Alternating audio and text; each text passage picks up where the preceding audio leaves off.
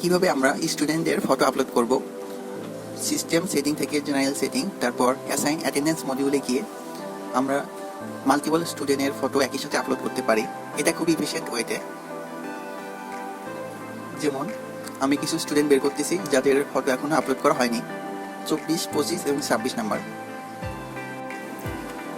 Student নোম যেমন 26, 25 আছে, তো এইগুলা ঠিক রেখে আমরা আমাদের ফটোগুলা রিনেম করে নিব।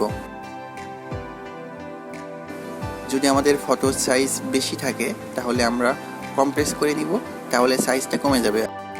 100 কিলোবাইটের বেশি যেন না হয়। মাল্টিপল ফটো আমরা স্টুডেন্ট নোম অনুযায়ী রিনেম করে সেটা আমরা চুজ ফাইলে দিলাম, 3টা ফাইল সিলেক্ট হলো এবং আমরা আপলোড বাটনে ক্লিক দিলে অটোমেটিক তাদের